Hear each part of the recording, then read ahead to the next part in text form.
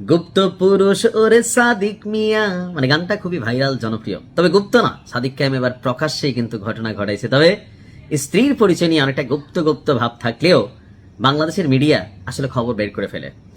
সকলেই জানেন যে সাদিক কায়েম এই মুহূর্তে সারা বাংলাদেশে খুবই পরিচিত একটা নাম।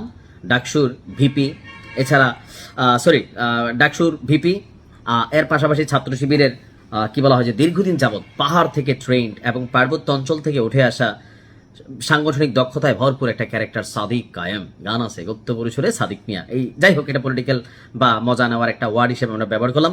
তো আপনারা সকলেই জানেন যে সাদিক কায়েমের বিয়ে সম্পন্ন হয়েছে, কিন্তু কনের পরিচয় নিয়ে আসলে ওরকম তথ্য আসলো না। তো আমরা আমাদের আজকের এই ভিডিওতে সাদিক কায়েমের স্ত্রীর কিছুটা পরিচয় আমি তুলে ধরার চেষ্টা করছি।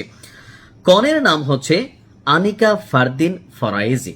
নামটা সুন্দর আছে, আনিকা ফারদিন ফরাইজি। আচ্ছা, অর্থ কি এটা কমেন্টে লিখেন, কারণ অনেক সাদিক কায়েমের ফ্যান ফলোয়ার আছেন।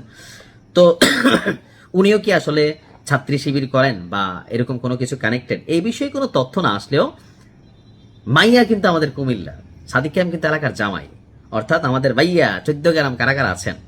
14 গ্রামে আমাদের এই আনিকা ফারদিন ফরাইজির বাড়ি, আর পেশায় তিনি একজন ডাক্তার।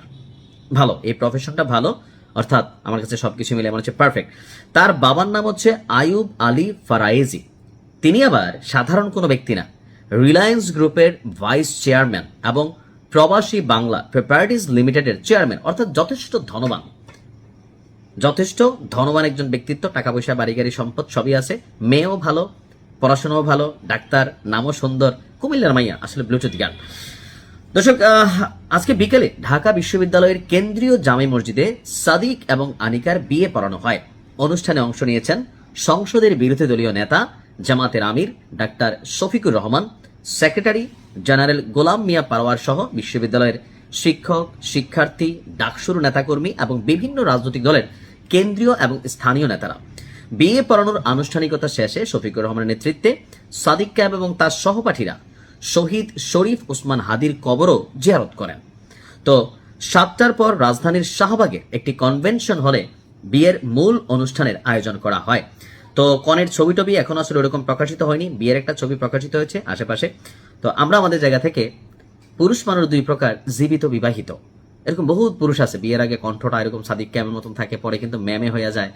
কারণ একটা বাড়তি হেডেক না, বিয়ে মানে ভালো। তারপরে যারা আমরা বিয়ে করছি আমরা আসলে বুঝি বিয়ের একুল ওকুল বলতে কি বোঝানো হয়।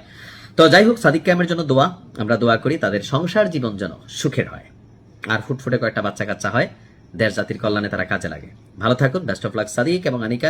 আমাদের কুমিল্লা 14 গ্রামের ব্লুটুথ গার্ল, কুমিল্লা আসবেন, দেখা হবে। ভালো থাকুন, আসসালামু আলাইকুম।